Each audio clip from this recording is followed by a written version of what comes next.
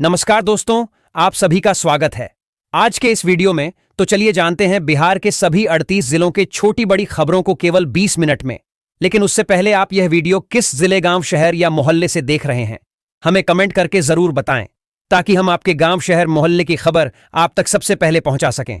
अगर खबरें आपको पसंद आए तो हमारे वीडियो को लाइक करके चैनल को सब्सक्राइब जरूर करें।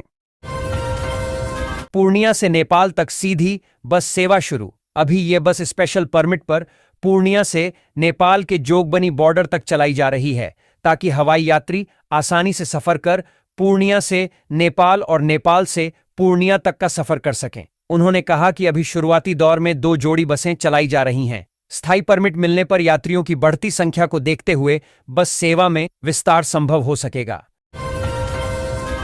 बिहार के बक्सर में खुशियों भरा शादी का माहौल उस वक्त मातम और दहशत में बदल गया जब जयमाला की रस्म के दौरान एक सिरफिरे आशिक ने दुल्हन को गोली मार दी। दरअसल बलिया से आई बारात के बाद जब दूल्हा और दुल्हन स्टेज पर एक दूसरे को वरमाला पहना चुके थे, तभी दुल्हन के प्रेमी ने अंधाधुंध फायरिंग कर दी।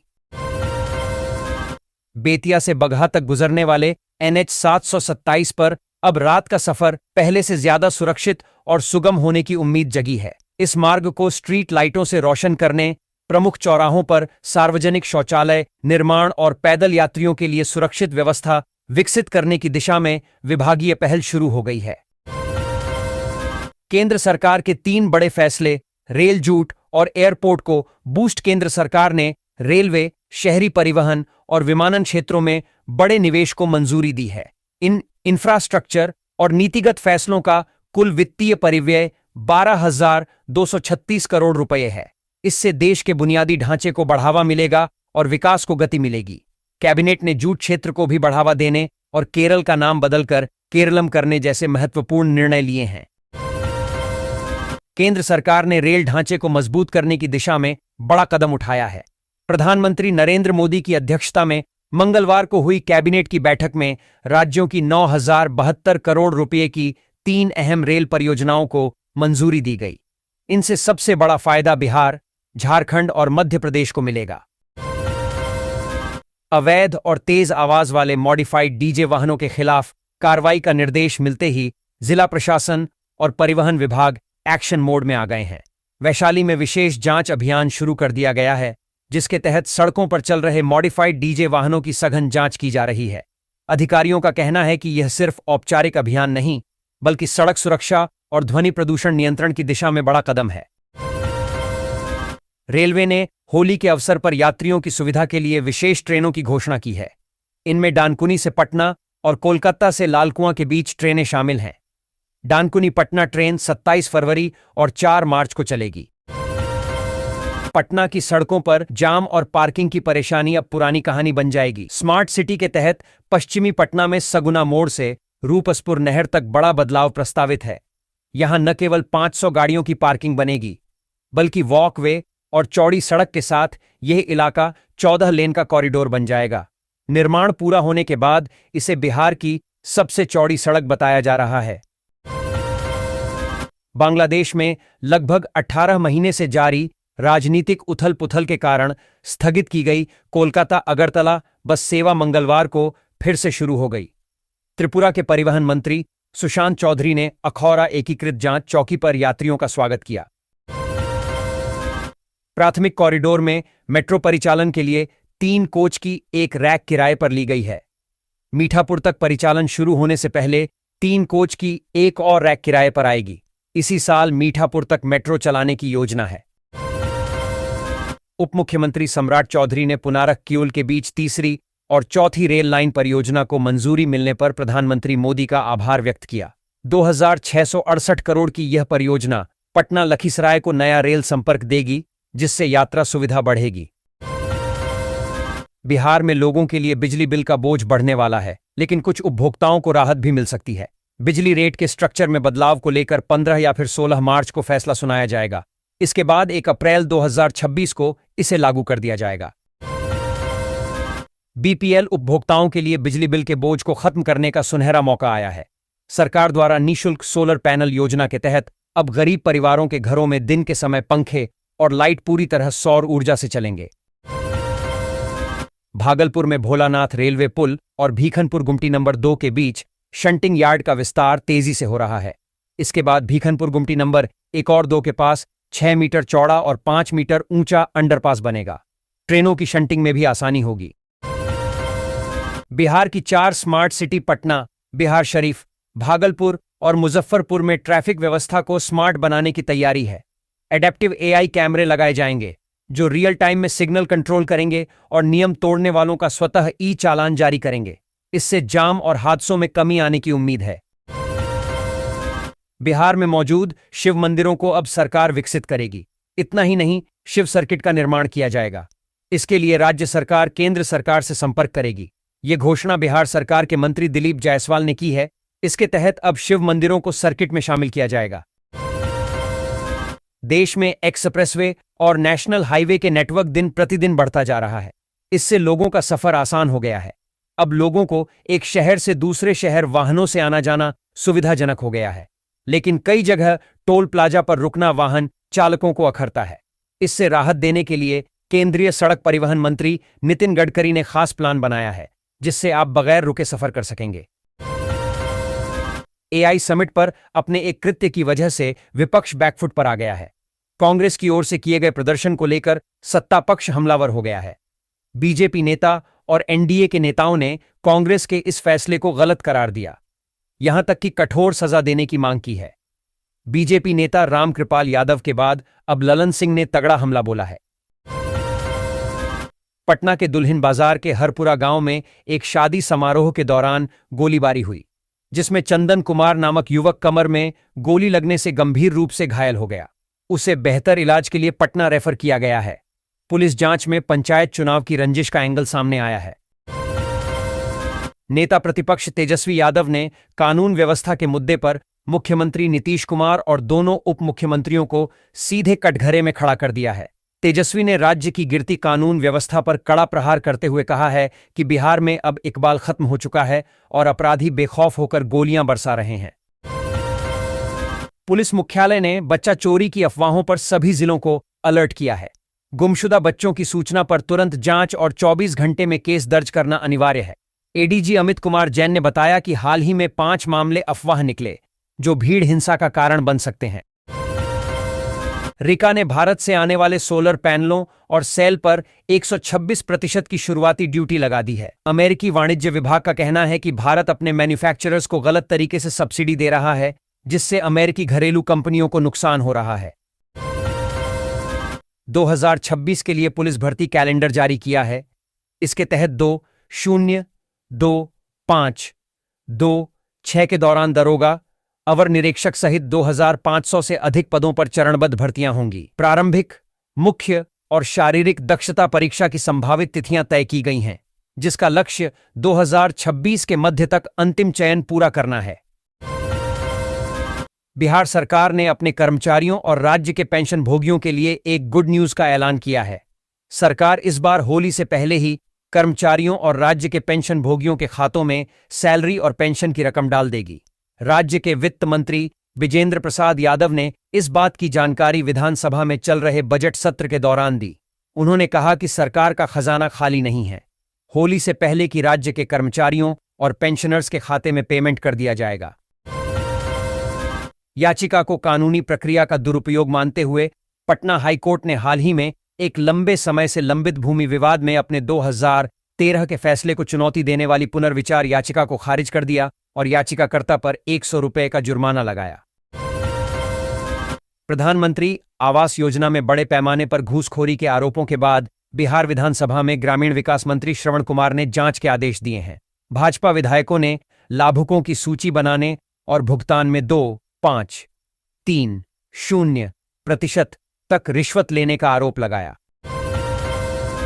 पटना में 14 मार्च को राष्ट्रीय लोक अदालत का आयोजन किया जाएगा। इसमें सिविल कोर्ट पटना सहित सभी अनुमंडल स्तरीय न्यायालयों में बिना किसी फीस के मामलों का त्वरित निपटारा होगा। जिला विधिक सेवा प्राधिकार द्वारा आयोजित इस अदालत में सुलह समझौते के आधार पर निर्णय अंतिम और बाध्यकारी होंगे। कांग्रेस विधान पार्षद समीर कुमार सिंह ने बिहार विधान परिषद में अपनी जमीन विवाद का मुद्दा उठाया, जिसमें उन्हें जान से मारने की धमकी मिलने का आरोप है। उप मुख्यमंत्री विजय कुमार सिन्हा ने मामले का संज्ञान लेते हुए 10 दिनों के भीतर डीएम और कमिश्नर से रिपोर्ट मांगी है। तेजस्वी यादव ने बिहार में बढ़ते अपराध पर नीतीश सरकार की आलोचना की। उन्होंने कहा कि राज्य में अपराध चरम पर है और सरकार अपराधियों को संरक्षण दे रही है। नेता प्रतिपक्ष ने मुख्यमंत्री नीतीश कुमार पर सीधा हमला बोलते हुए कहा कि वे अब काफी कमजोर हो गए हैं और उन्हें यह तक याद नहीं रहता कि राज्य में क्या हो रहा है और क्या नहीं। बिहार पुलिस अवर सेवा आयोग बीपीएसएससी ने 2026 का परीक्षा कैलेंडर जारी किया है, जिसके तहत कुल 2671 पदों पर भर्ती होगी। इसमें सर्वाधिक 1799 पद पुलिस अवर निरीक्षक एसआई के लिए हैं, जिनकी मुख्य परीक्षा मार्च में होगी और परिणाम जून तक आएगा।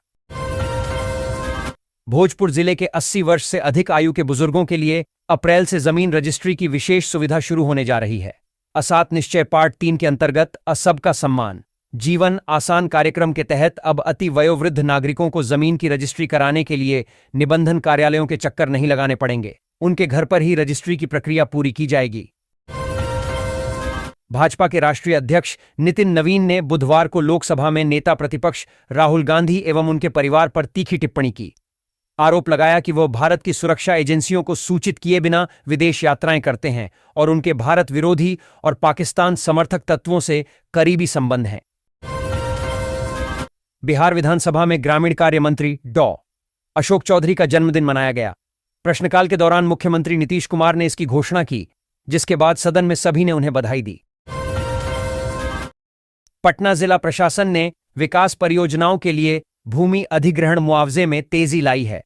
दानापुर बिहटा एलिवेटेड कॉरिडोर के लिए 14 दिनों में किसानों को 72 लाख रुपए का भुगतान किया गया। डीएम त्यागराजन एसएम ने बताया कि जिले में 30 से अधिक परियोजनाएं चल रही हैं, जिनमें पटना मेट्रो और भारतमाला परियोजना भी शामिल हैं। अधिकारियों को समय पर गुणवत्तापूर्ण कार्य पूरा करने के निर्देश दिए गए हैं। प्रधानमंत्री आवास योजना में बड़े पैमाने पर घूसखोरी के आरोपों के बाद बिहार विधानसभा में ग्रामीण विकास मंत्री श्रवण कुमार ने जांच के आदेश दिए हैं। भाजपा विधायकों ने लाभुकों की सूची बनाने और भुगतान में 2.530% तक रिश्वत लेने का आरोप लगाया। बिहार पुलिस अब अपनी छवि बदलने की तैयारी में है। पुलिस मुख्यालय ने जवानों और अधिकारियों को स्मार्ट बनाने का निर्णय लिया है। इसके तहत भागलपुर, नवगछिया और बांका के पुलिस केंद्रों में सिंथेटिक ट्रैक बनाए जाएंगे। बिहार सहकारिता विभाग गुजरात के सफल सहकारी मॉडल को अपनाएगा। इसके लिए बिहार की सहकारी समितियों की टीमें गुजरात का दौरा कर जैविक खेती, ग्रामीण आजीविका और महिला दुग्ध समितियों के नवाचारों का अध्ययन करेंगी। सरकार देवघर सुल्तानगंज की तर्ज पर राज्य में कई कांवरिया पथों के निर्माण पर विचार कर रही है। इसकी संभावनाओं का अध्ययन किया जा रहा है। पथ निर्माण मंत्री डॉ. दिलीप कुमार जायसवाल ने बुधवार को विधानसभा में यह जानकारी दी। वे जदयू के विनय कुमार चौधरी के ध्यानाकर्षण प्रस्ताव का उत्तर दे रहे थे। बिहार सरकार पटना से छपरा के बीच नई ट्रेन चलाने का प्रस्ताव केंद्र को भेजेगी। इसके अलावा दरभंगा में लोहना मुक्तापुर रेल लाइन को जोड़ने और हथुआ रेलवे स्टेशन पर लंबी दूरी की ट्रेनों के ठहराव के प्रस्तावों पर भी सहमति बनी। बिहार राज्यसभा चुनाव से चिराग पासवान के पांव खींचते ही जीतन राम मांझी ने टांग अड़ा दी। उधर उपेंद्र कुशवाहा भी लार टपकाए हुए हैं। खास बात यह खुद से कुछ भी मैनेज करने की कोशिश नहीं कर रहे हैं, बल्कि मीडिया में बयानबाजी कर बीजेपी लीडरशिप की ओर टकटकी लगाए हुए हैं कि कुछ उनकी झोली में भी टपक जाए। भागलपुर में ग्रीनफील्ड एयरपोर्ट के लिए कवायद तेज हो गई है। नागरिक उड्डयन विभाग ने अजगैबीनाथ धाम में प्रस्तावित इस एयरपोर्ट की विस्तृत परियोजना रिपोर्ट डीपीआर तैयार करने हेतु कंसल्टेंट के चयन के लिए टेंडर जारी किया है। होली और ईद पर यात्रियों की भारी भीड़ और लंबी वेटिंग लिस्ट को देखते हुए रेलवे ने भागलपुर और मालदा से विशेष ट्रेनें चलाने का निर्णय लिया है। ये ट्रेनें बेंगलुरु, मुंबई, अहमदाबाद, जोधपुर, खातीपुरा और दिल्ली जैसे प्रमुख गंतव्यों के लिए चलेंगी। प्रशांत किशोर ने समस्तीपुर में जन सुराज यात्रा के दौरान सरकार को चेतावनी दी है। उन्होंने कहा कि यदि चुनाव के दौरान किए गए वादे पूरे नहीं हुए तो जन सुराज जनता के साथ मिलकर आंदोलन करेगा और सरकार को गद्दी छोड़ने पर मजबूर करेगा। बिहार विधान परिषद ने सरकारी कार्यालयों, बोर्डों और निगमों में समूह ख, ग व घ के पदों पर नियुक्तियों के लिए नई नियमावली संशोधन विधेयक पारित किया है। अब ये नियुक्तियां कर्मचारी चयन आयोग और तकनीकी सेवा आयोग के माध्यम से होंगी, जिससे पारदर्शिता बढ़ेगी। पटना में 14 मार्च को राष्ट्रीय लोक अदालत का आयोजन किया जाएगा। इसमें सिविल कोर्ट पटना सहित सभी अनुमंडल स्तरीय न्यायालयों में बिना किसी फीस के मामलों का त्वरित निपटारा होगा। जिला विधिक सेवा प्राधिकार द्वारा आयोजित इस अदालत में सुलह समझौते के आधार पर निर्णय अंतिम और बाध्यकारी होंगे। भाजपा के राष्ट्रीय अध्यक्ष नितिन नवीन ने पटना में कांग्रेस शासन और जवाहरलाल नेहरू की पंचशील नीति की कड़ी आलोचना की। उन्होंने 1954 के पंचशील समझौते, अक्साई चीन को यूएनएससी सीट समर्थन, शिमला समझौता, कच्चा तीवु द्वीप और भोपाल गैस कांड जैसे मुद्दों पर कांग्रेस की नीतियों को देश की दुर्दशा के लिए जिम्मेदार ठहराया। पटना हाईकोर्ट ने क्लर्क सह पुस्तकालय अध्यक्ष सुनील कुमार की सेवा नियमित करने का आदेश दिया है। कोर्ट ने सरकार के गैर स्वीकृत पद के तर्क को नहीं माना, क्योंकि याचिकाकर्ता 1982 से कार्यरत थे और 1991 में विद्यालय के सरकारी अधिग्रहण के समय भी सेवा में थे। कोर्ट ने कहा कि दशकों तक सेवा लेने के बाद यह तर्क तकनीकी है। अदालत ने 3 माह में बकाया वेतन और पेंशनरी लाभ देने का निर्देश दिया। बिहार के वित्त मंत्री ने कहा कि जीएसटी लागू होने के बाद देश की इकोनॉमी दुनिया में तीसरे नंबर पर जा रही है। अब कोई स्पेशल कैटेगरी का राज्य नहीं होता है। केंद्र सरकार की ओर से बिहार को नेशनल हाईवे समेत अन्य योजनाओं में बहुत अधिक राशि दी जा रही है। बिहार से एड्स को लेकर एक चौंकाने वाली जानकारी सामने आई है। राज्य में एड्स से पीड़ित लोगों की संख्या 1 लाख के पार हो गई है। इसकी पुष्टि राज्य के स्वास्थ्य मंत्री मंगल पांडेय ने खुद की है। मंगल पांडेय ने विधान परिषद में बताया कि बिहार में 1,44,00,000 लोग एचआईवी पॉजिटिव हैं। मंगल पांडेय डॉ. राजवर्धन आजाद और अन्य के ध्यानाकर्षण पर जवाब दे रहे थे। उन्होंने बताया कि राज्य के विभिन्न स्वास्थ्य संस्थानों में 196 समेकित परामर्श और जांच केंद्रों पर एड्स की निःशुल्क जांच सुविधा और सलाह उपलब्ध है। पटना हाईकोर्ट ने क्लर्क सह पुस्तकालय अध्यक्ष सुनील कुमार की सेवा नियमित करने का आदेश दिया है। कोर्ट ने सरकार के गैर स्वीकृत पद के तर्क को नहीं माना, क्योंकि याचिकाकर्ता 1982 से कार्यरत थे और 1991 में विद्यालय के सरकारी अधिग्रहण के समय भी सेवा में थे। कोर्ट ने कहा कि दशकों तक सेवा लेने के बाद यह तर्क तकनीकी है।